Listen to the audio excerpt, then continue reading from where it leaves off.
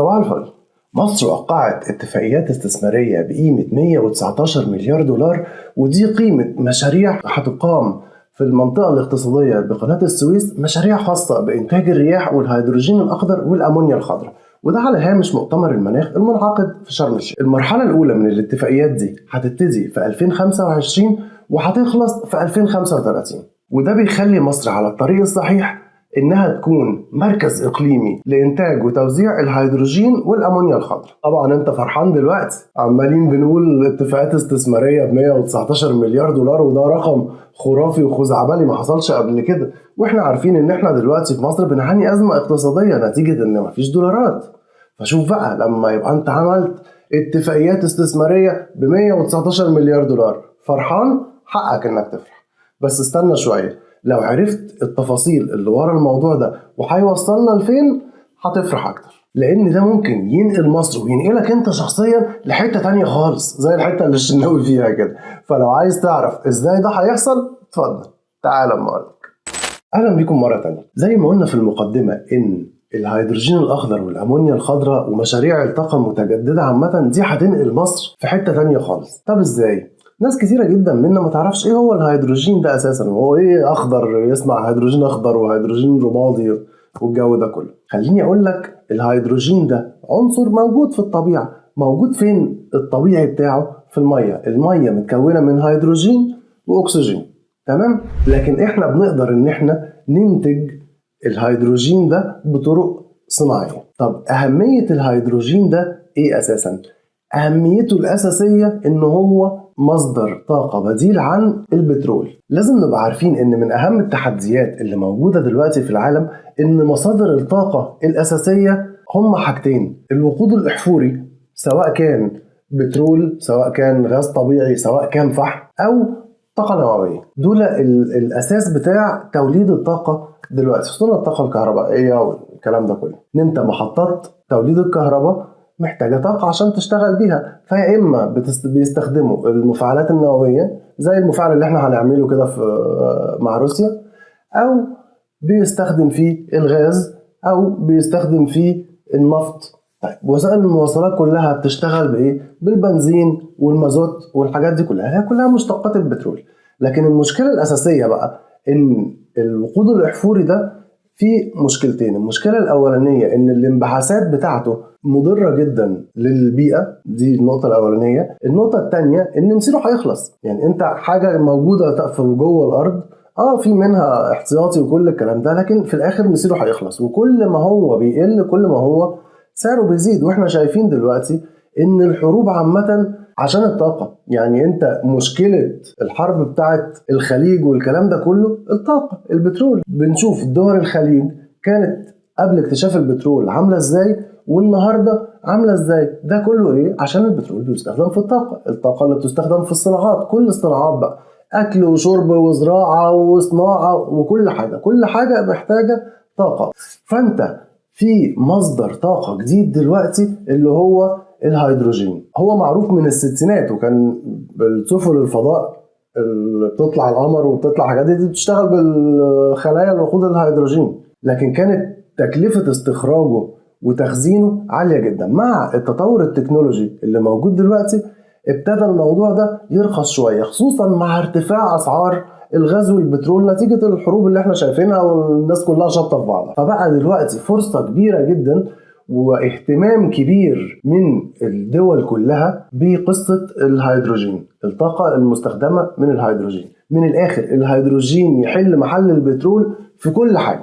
النقطة التانية كمان المهمة إنه هو الهيدروجين الأخضر بقى ده بالذات اللي احنا في مصر عايزين نشتغل عليه، ده زيرو كربون، يعني طاقة غير مضرة بالبيئة، ما لهاش أي انبعاثات ضارة للبيئة. واحنا شايفين ان العالم كله دلوقتي بيعاني من الآثار البيئية اللي موجودة، ان انت درجة الحرارة ابتدت تزيد، بقى في الجو متطرف جدا، الجو بقى حر قوي او برد قوي، التلج في القطب الشمالي والقطب الجنوبي ابتدى يسيح، في دول بالكامل متوقع ان هي تغرق في فترة قصيرة لو ما لقوش حل نتيجة ارتفاع منسوب مية البحر، زي هولندا، زي اليابان، زي عندنا في اسكندرية مثلا. فكل الحاجات دي بتدفع العالم ان هو يتجه نحو والطاقة المستدامة والطاقة النظيفة.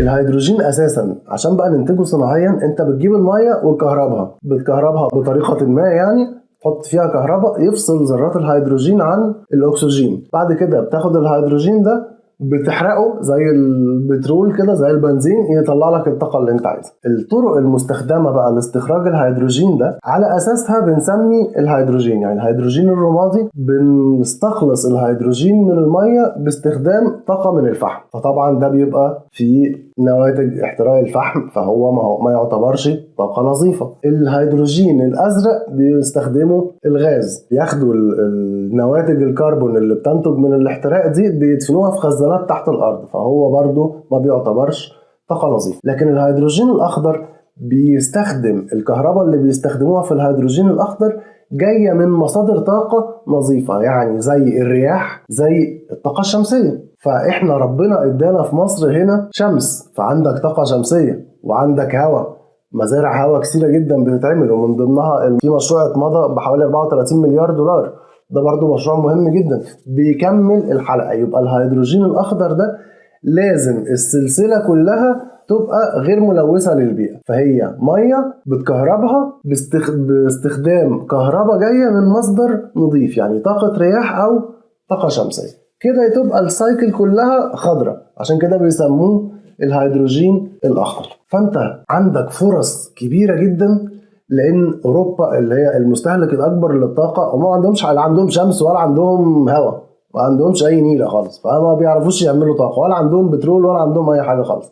فأنت ربنا مديك الحتة دي فلازم تستغلها. عشان كده نتيجة ارتفاع أسعار البترول والغاز والحاجات دي كلها احنا شايفين كل الاتفاقيات اللي بتتعمل دي بالمبالغ الضخمة دي. ايه بقى الامونيا دي؟ الامونيا اللي هي النشادر. الامونيا دي نيتروجين وهيدروجين، بيجيبوا النيتروجين من الهواء يدوله هيدروجين، فلما يبقى الهيدروجين اللي بيدوله ده هيدروجين اخضر تبقى امونيا خضراء. طب الامونيا دي بتستخدم في ايه؟ بتستخدم على مجال واسع جدا في صناعة الاسمدة، واحنا في مصر هنا اصلا من الرواد في صناعة الأسمدة. لكن صناعة الأسمدة هي صناعة ملوثة للبيئة بطريقة رهيبة، عشان كده هم في أوروبا بيتخلصوا منها ويجيبوها لنا هنا. لما تبتدي بقى تستخدم الأمونيا الخضراء دي هتتوسع توسع كبير جدا في قصة الأسمدة، فأنت هتصدر. فأنت تخيل بقى أن أنت بقى عندك ريسورسز زي السعودية معتمدة على تصدير البترول، أنت بقى هتصدر هيدروجين أخضر وهتصدر الأمونيا الخضراء. ده غير كمان ان الامونيا دي تستخدم استخدام حلو جدا في الشحن البحري، ومتوقع ان انت الهيدروجين والامونيا يبقوا حوالي 60% من سوق الطاقة العالمي سنة 2050. فتخيل بقى ان انت في خلال الكام سنة اللي جاية دول لو انت رائد من دلوقتي في الصناعة دي، انت تقدر تبقى زي اقتصادك اقوى من اقتصاد السعودية. انت بقى عندك الباور، بقى عندك مصدر الطاقة. شفت روسيا بتعمل ايه في اوروبا دلوقتي؟ قافلين المحبس عليهم، انت بقى تقدر تقفل المحبس على العالم كله، فانت هتروح حتة تانية خالص، هتبقى اقتصاد فعلا قوي لو قدرنا ان احنا نستفيد من القصة دي. طيب ليه مصر تقدر انها تعمل كده؟ عندنا القدرة ان احنا نعمل كده. اول حاجة الصناعة دي صناعة جديدة، يعني مفيش حد سابقك فيها بمراحل، فجوة كبيرة ما بينك وما بينه عايز ان انت تحصلها. لا، العالم كله بيتجه للموضوع ده، مفيش حد سابق التاني. يعني امريكا مش متقدمة عنك، اوروبا مش متقدمة عنك، كل الناس بتبتدي في المجال ده. والسبب الاهم زي ما قلنا ان انت عندك الموارد الطبيعية للطاقة المستدامة، انت عندك هواء، عندك رياح، وعندك شمس، فده بيديك ايدج كبير جدا في الموضوع ده. الحاجة الثالثة ان دلوقتي التكنولوجي ابتدت تتطور بسرعة جدا في مجال استخلاص الهيدروجين من المية ومجال تخزينه. مع ارتفاع سعر الطاقة اللي موجود دلوقتي سواء غاز أو بترول، فبيخلي الناس إن هي تنفست أكتر إنها تحصل على طاقة نظيفة. فأنت كل الفرص مواتية إن أنت تقدر تعمل نقلة نوعية في الطاقة وتبقى مصدر إقليمي وعالمي لإنتاج وتصدير الهيدروجين الأخضر والأمونيا الخضراء. أتمنى أن أنا أكون قدرت أوصل لكم بصورة بسيطة كده أهمية الموضوع ده والفرصة الرهيبة اللي قصاد مصر إنها تتقدم وتتطور، وتبقى مركز إقليمي عالمي للطاقة خلال 20-30 سنة اللي جايين. واشوفكم على خير الفيديو الجاي إن شاء الله. تحيا مصر.